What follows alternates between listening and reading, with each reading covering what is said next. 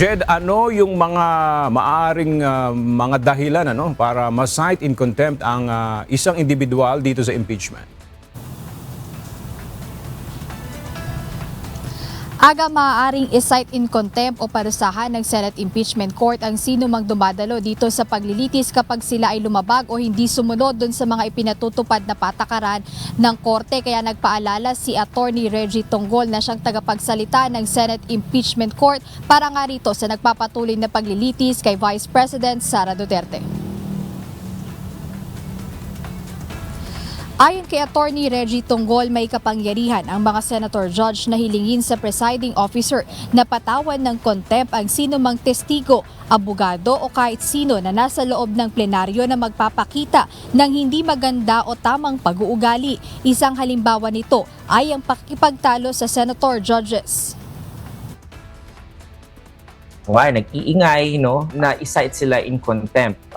As I also said before, marami namang klase ng pagkastigo o yung pag-penalize ng mga contemptuous actions. Gayunpaman, nilinaw ng impeachment court spokesperson na hindi otomatiko ang pagpapataw ng parusa sa mga ito.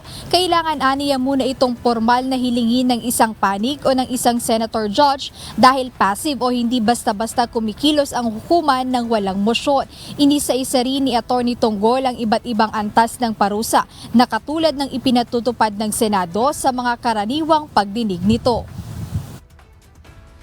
Sa dyan is yung i-reprimand sila, a-admonish sila, papaalalahanan sila. Pangalawa, yung papaalisin sila or papabayarin sila ng penalty o kaya naman ipapakulong sila. So yun yung gamot of the power of the court na to penalize any contemptuous act. But it has to be moved by a certain party or a certain senator judge bago mag-acto yung impeachment court as a whole. Kasi nga, sabi ko, passive ang korte sa mga ganyang bagay-bagay.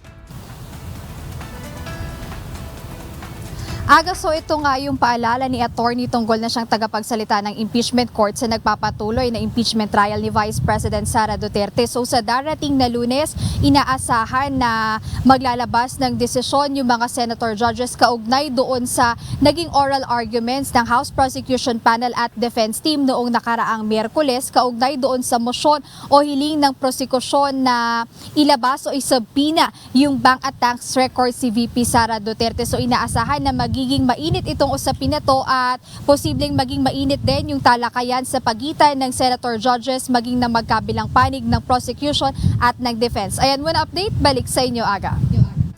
Maraming salamat, Jed Neresina.